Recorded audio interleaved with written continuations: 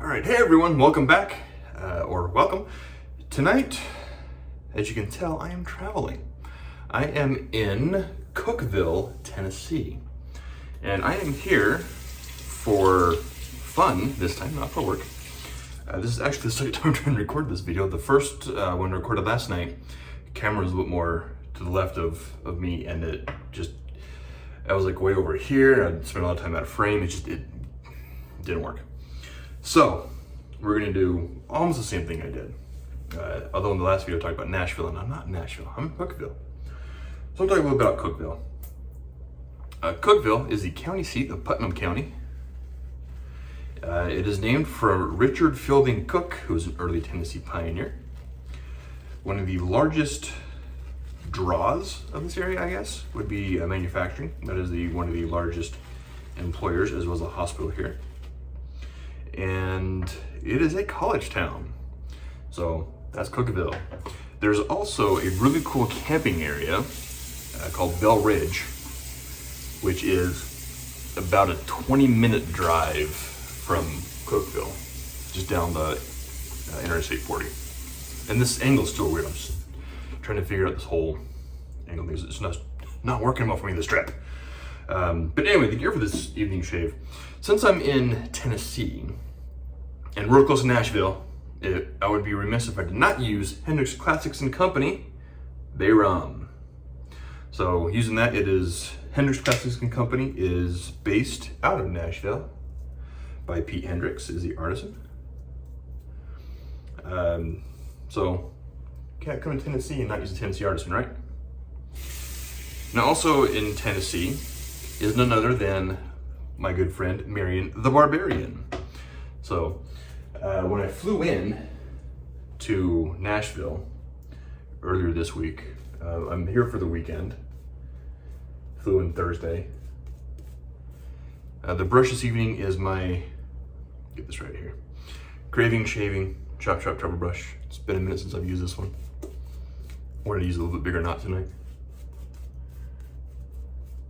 So anyway, as I flew in, stupid me didn't realize, for whatever reason I thought Marion was over in Memphis.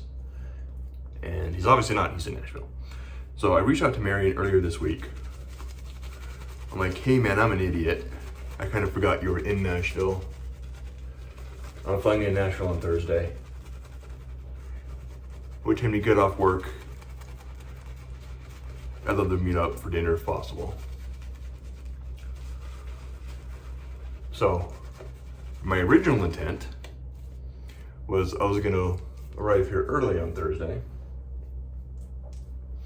I booked a flight to land at 2 o'clock on Thursday afternoon. But the airline, which I'm not gonna mention, changed the flight on me twice. So instead of landing at 2 o'clock in Nashville, I was originally scheduled to land at 6. So, they already screwed me out of 4 hours of my time here in Nashville. So I thought, I'm gonna land at 6. I'll see if I can contact Miriam, maybe we can go out to dinner. It'd be great to see him in person. We've been friends for a little while now. If I can see him in person, that'd be awesome. Just hang out, have dinner, then drive to Cookeville. Now Cookeville's about an hour east of Nashville. So you do have that little bit of an hour drive on top of the flight. So, reach out to Marion, we schedule something like, yeah, let me know when you land, see where I'm at with work, see if we can meet up. Like, all right, cool. So I'm driving to the airport Thursday, or I'm having my wife take me to the airport because at the end of this week, we're meeting up in Atlanta and we are going to vacation in Atlanta this year. Long story behind that. But,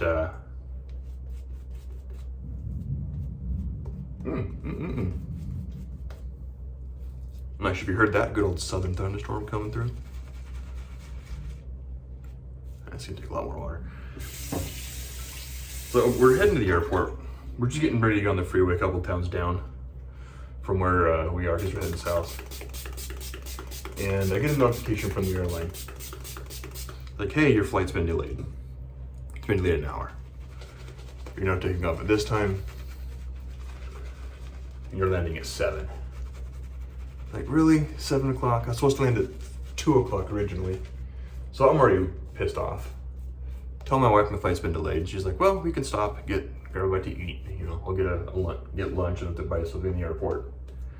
Like, all right. So we go to the airport. We stop in Bountiful. Stop at a place to, you know, go through the drive-thru, get some food. And I just pull over in the parking lot. We start eating. I'm almost done with my lunch, and my wife gets a phone call. Don't recognize the number. She doesn't answer it. Then, almost immediately, I get a phone call. I'm gonna tell from the exact same number. Like, what the heck's going on here? It's a number we don't know. Why are they calling her and then calling me? So she answers my phone. It's the airline asking for me. So I get the phone and I'm like, hey, Mr. Tyler, I'm sure you've seen the notification by now that your flight's been delayed. They have put us in a smaller aircraft, and thus we are oversold. If you're oversold in a smaller aircraft, why downgrade the aircraft to a smaller craft? Morons. But anyway, they downgrade us to a smaller plane. We're in an oversold situation. Do you have any flexibility in your flight, in your travel plans, you can take a later flight or a different flight? And I just lost it because I'm already pissed off I've been delayed. So I just lost it on this poor person. I'm like, no. First off, I originally booked this flight to land in Tennessee at 2 o'clock. And now it wasn't scheduled until 6. So I've already screwed me out of 4 hours of my trip. Now you're delayed, so that's another hour. 5 hours later than I should have originally landed. And now you want to bump me? No, I am not changing my flight. I have zero flexibility. I am staying on my current flight. And that's all there is to it. And I said, and quite frankly, I'm a little pissed off in this entire situation. Now, one thing you also keep in mind, this is an airline I travel, or I use quite extensively. I've used them for 15 years of my traveling career. And I've never, ever been called in 15 years to be asked if I can change flights. I mean, they've asked that in the airport.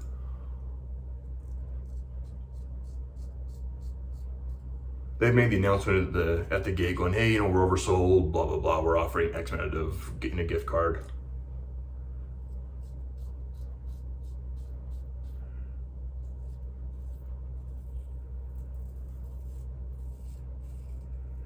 But I've never been called, so I was pissed. And so we ended up getting on the plane. We finally land in Nashville.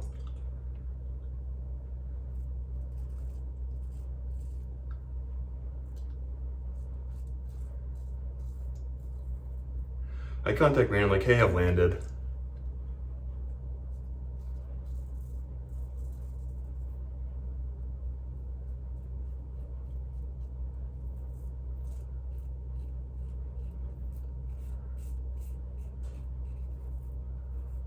He's like, hey, let's go here for dinner. I'm like, all right, cool. We'll go there, no big deal. To this restaurant. And he sends me the address. I get my rental car and I head out that way.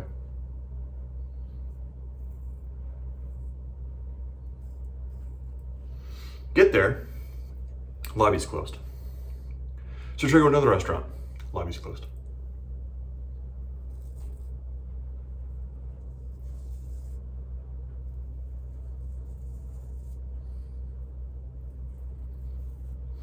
And he calls another restaurant. They're closing 15 minutes. He's like, all right, we're gonna try and go there. It's just, we can see the restaurant from where we're standing. So he's right heading there. Then he gives me a call. He's like, hey, we're gonna actually head up to this other place instead.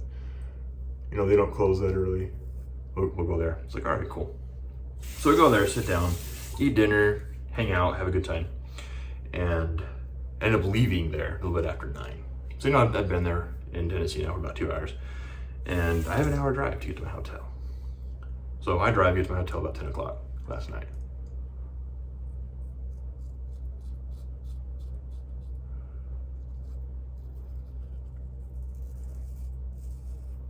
And I recorded a video with the same soap, talking about Nashville, that I kind of, as I alluded to earlier.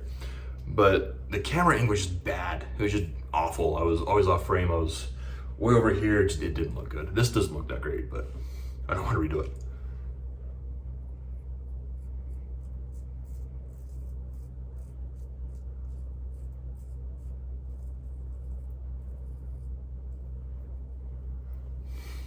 And I had a little bit of a rougher shave last night. I used a brand new Kai Captain Pink blade in my IBC.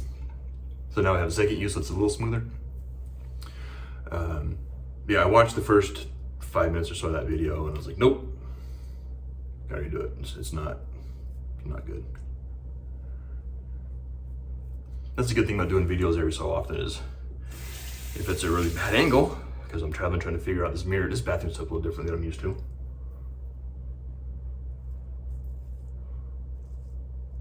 I can make that adjustment and record it again. Because I don't do any videos. Now, so anyway, yeah, I was pissed the whole thing. I get to the hotel last night, do the video, I watch it, like, nah, this is crap. And one of my really good friends lives here in this area. He's only like 15, 20 minutes from Cookeville. So why am I in Cookeville? Why am I in Tennessee this weekend? It's not for work. I'm here for a slingshot shoot. Yes, slingshots. I've alluded to this earlier on my channel. I do have another channel where I talk about slingshots and that, and I haven't done anything on that one in like over a year, I think. It's been a little bit. But I'm here shooting slingshots.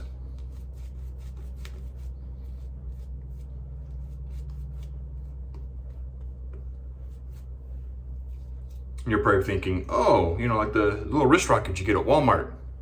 No, a little bit better, higher quality, faster, stuff like that. Bear with me. I'm gonna grab one. All right, so I went and grabbed this thing I was shooting most of the day. That is this thing right here. I can't remember what the materials are. I think this is a G10 core, G10 liner, and everything's G10. I can't remember what the scales are there. Maker's Mark, good for a minute out of Georgia. Custom clips, just take 2 screws, put the bands in there, and my long bands. So this is what I was shooting most of the day. So you think slingshot, this is what I mean by a slingshot. Nice high-end custom piece that costs a lot more than the Walmart frames. Anyway, so we're shooting those. One of my good friends lives in the area.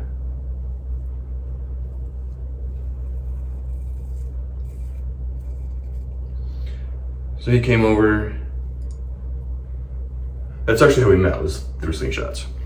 And so he's in the area, he's here at the shoot, just having a good old time. My friend that made that slingshot, he drove up from Atlanta. He's from the Atlanta area. And he has a heart target that he made. I think I talked about this target in my Horse Pens 40, or I think it was like Steel Alabama slingshot tournament video from 2 years ago. If you watch that video, talk about going to Steel, Alabama for a slingshot tournament. If I can, because I'm not gonna be home next week either. No, I don't have my laptop or no computer with me. I'll annotate the video, talk about Horse Pens slingshot tournament up here. But my friend has a target that's in the shape of a heart. And in the very center of this heart, he drilled a hole where you can put in a blank for a 22 round. You hit it just right, it goes bang, and it's really satisfying. He has the same target here this year.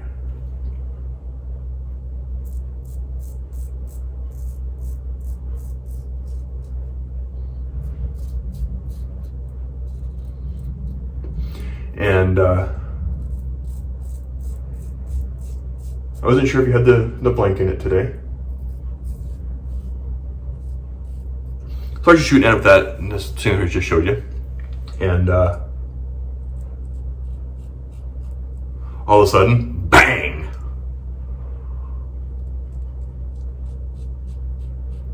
Blink goes off. It's like, sweet, I got the blink again. So I got it twice in Alabama, 2019 or probably 2020, whatever that was. That I was there for that this actual tournament.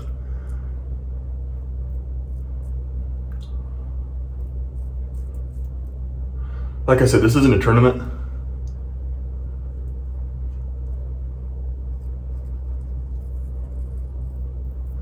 I'm not a really competitive shooter. I mostly go to tournaments and stuff like this to hang out with friends and have fun and shoot slingshots with people.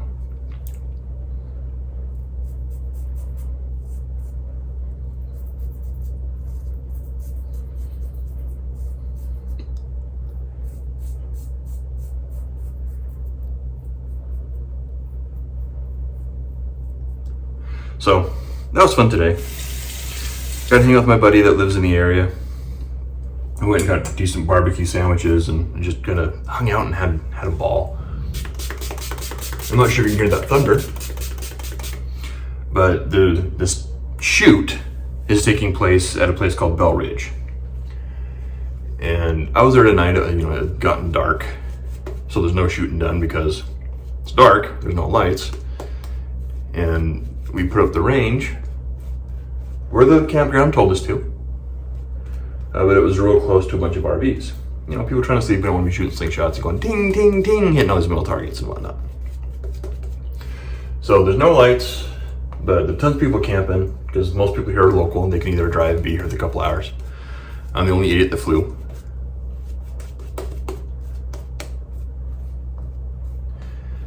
I think one person came in from Iowa, so it's about 14 or so hour drive for him.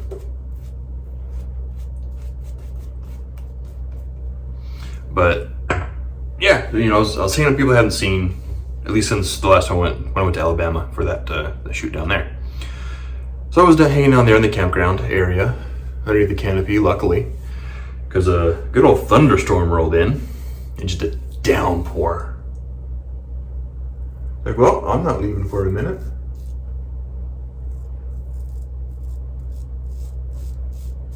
So we're sitting there just chatting. I'm like, all right, when it gets a break in this rain, I better make it my way to the car so I can start heading back to the hotel.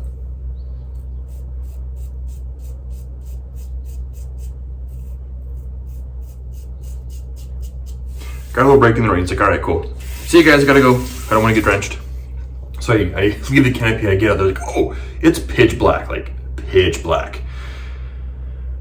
There's a couple lights from the campground, so it's not quite the Eigengau black, but it's dark, you can't see anything. And I'm on a dirt road, and I'm probably gonna have a rough shave. This was a lot of irritation here from earlier. So there might be some red. But I'm like, crap, I gotta get in my car. So my buddy that lives in the area, he's like, I got a flashlight. Let me come with you, I gotta go to my car anyway. So we go up this dirt road. And we get there and I get to my car. I'm like, hey man, cool, I'll see you in the morning. Thanks for helping me get to my car. And then I'm driving to leave this place.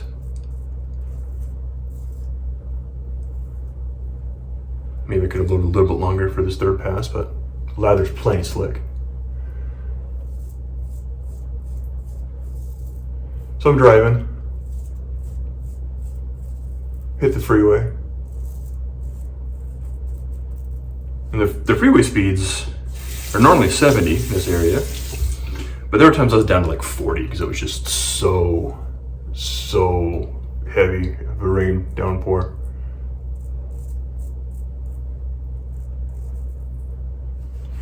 So it took a little bit longer to get to my hotel room.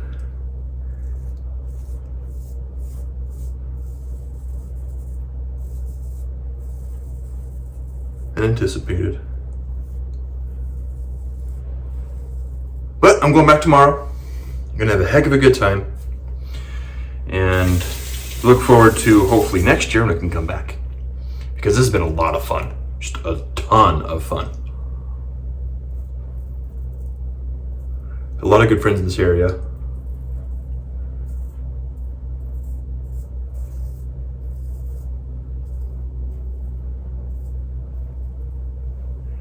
My friend that lives here, or I went to lunch with, I've known him for years. If I lived closer to him, we'd hang out constantly.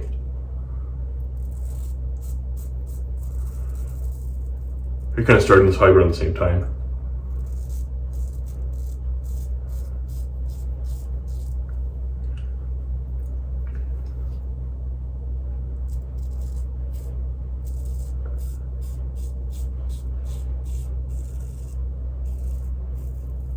He's more of a builder and a shooter than I am. I don't really build, I just shoot and have fun. I always admire his work. I have since the first time I saw him building stuff years ago.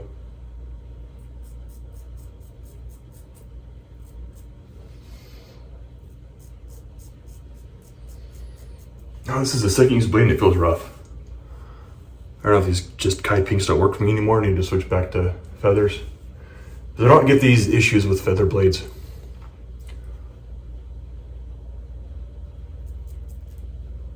I don't get the irritation with feathers.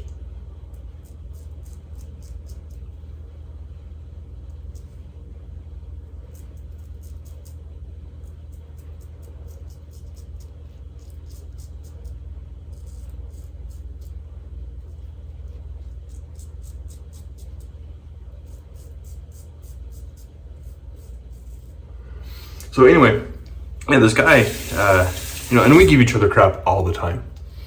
In our private messaging that we do back and forth, and we talk via Messenger, Marco Polo, text messaging, phone call, I mean, you name it, we probably talk to it that way. I talk to this guy pretty much daily, and it's just, I love it. It's a really good guy. Good friend of mine.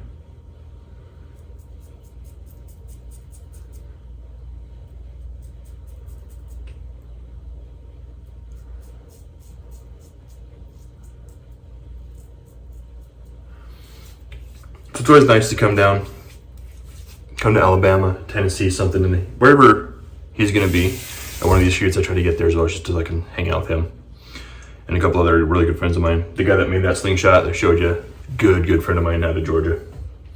All right, I'm gonna do cleanup off camera. This is already pretty long enough since I broke it. I don't know how long I am, but anyway, the gear for this evening was Hendrick's Classics and Company Bay Rum. Fantastic artisan, fantastic soap. Pete's a heck of a good guy as well. Don't judge that third lather. I normally bowl lather, but it's late, I'm tired, I was in a hurry. So I just loaded up the puck and I loaded it enough, just probably didn't work it enough.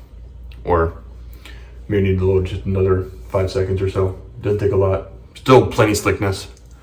They're just really good. Poshi is fantastic. I love HCNC. Razor. Trusty IBC travel razor. Blade, Kai Captain Pink second use. Still feels a little rough. Maybe just a bad blade, I don't know. Or maybe just my skin doesn't agree with Kai's anymore. Brush was my Craving Shaving Chop travel brush with a 26mm Duro knot. I'm gonna finish off with some witch hazel. I have some Barbus Classic in my atomizer. And because of a little irritation with the blade, some Navy Man. Anyway, thank you guys for tuning in, and I'll catch y'all next time.